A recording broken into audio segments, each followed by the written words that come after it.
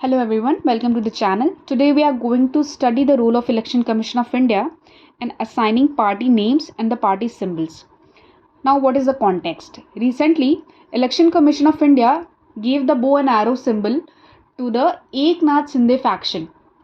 There was a split in the Shiv Sena and the faction that was led by Eknath Shinde, it was given the party symbol. The symbol was bow and arrow. And why this Election Commission of India gave this ruling? Because this faction led by Eknath Shinde, it fulfilled the test of majority. Now, what is the test of majority? We are going to study in the coming time. So, first of all, election symbol reservation and allotment order 1968. This is the order under which Election Commission is being empowered, and it is empowered to recognize the political party and allot the symbols. Now, the most important case regarding the allotment of symbol is Sadiq Ali case. You must have read in the NCRTs that during there was a split in the Congress during 1960s, and one faction was led by syndicates and other was led by Indra.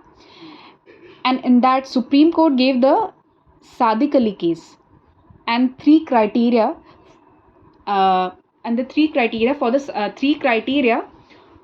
decide the faction dispute.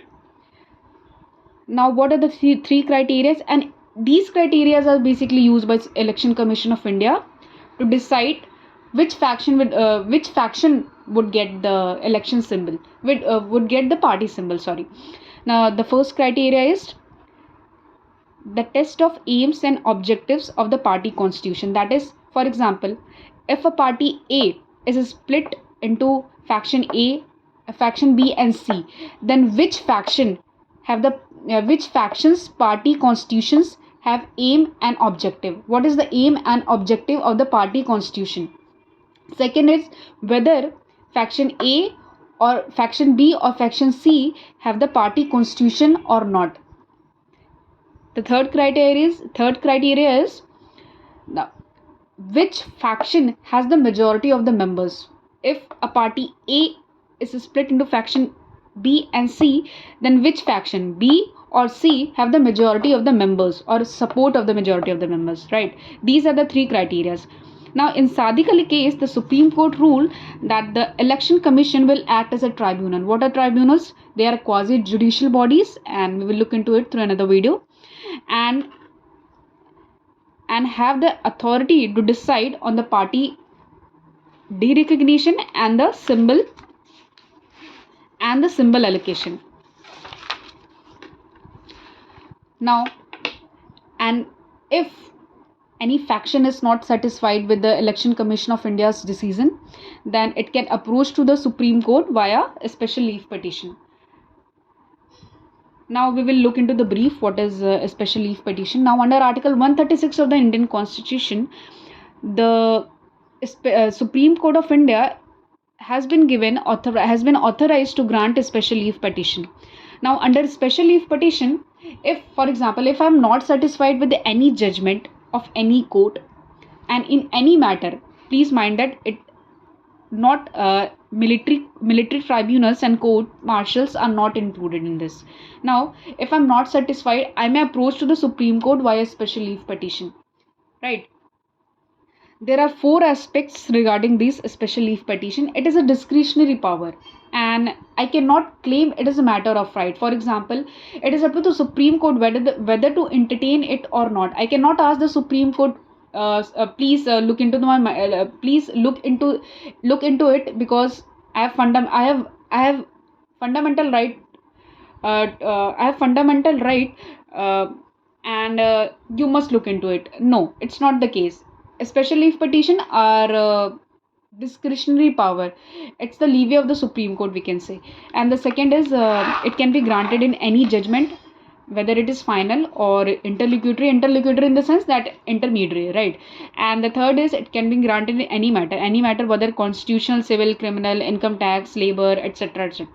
Now, The fourth one is it can be granted against any court or tribunal and not necessarily against the high court except military court, as I earlier told you. That is not necessarily against a high court, it meaning that not only against the judgment of high court I can approach to the Supreme Court via special leave petition. Also, if I'm not satisfied with the judgment of the lower judiciary in the sense, for example, session court, tribunals, then also I can approach the Supreme Court via special leave petition. Now the scope of this article, that is article 136, granting a special leave petition, is very wide and it's very wide, and as per the Supreme Court it has to be used in exceptional cases, and it has to be used with caution. Now we will study, in relation to this we will study another topic, that is what are the new rules for allocation of symbols to the registered unrecognized political parties, RUPPs. Now first of all we should know what is the meaning of RUPPs. Forming an association is definitely a fundamental right under Article 19, right? In the way, forming an association in the sense that I can form a political party is my fundamental right? When I form a fundamental right, I have to register it within 30 days under Section 29 of Representation of People Act 1951 with Election Commission of India. Yes, that I have formed a political party. Now RUPPs are either newly registered party. As I earlier told you, if I form a political party, I have to register it under Section 29 of Representation of People Act with Election Commission of India. Now they are either newly registered parties or those which have not secured enough percentage of votes in assembly or general election to become a state party, or please added, or national party, or those that have not contested elections after being registered. Even if I have registered, I have not contested election, then also I will be RUPPs, and I have not secured enough percentage of votes. There are basically three criteria for any party, if any registered party, to be given the status of national party, and there are basically 5 criteria for any registered party, to be recognized as state party. If any of the criteria is not fulfilled, then that party would be RUPP. It would be registered party but registered unrecognized party. And a registered unrecognized party, what is the requirement for allocation of symbol? That I have to file 5% of my candidate in the state assembly elections. See, common symbols are provided to RUPP based upon an undertaking that they would put up at least 5% of the total candidates with regard to said legislative assembly elections of a state. Now we will look into what are the new rules that are being made. Now, what are the criteria?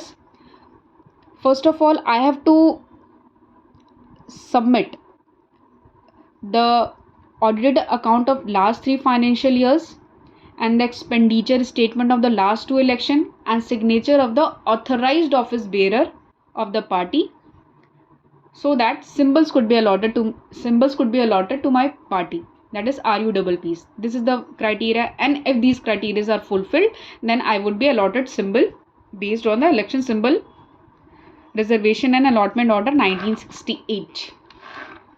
So this is the current news regarding the role of Election Commission of India and new rules allotment of symbols for RUPPs. So that's it for the today's session, and please do like the video and help me grow. Thank you and have a good day.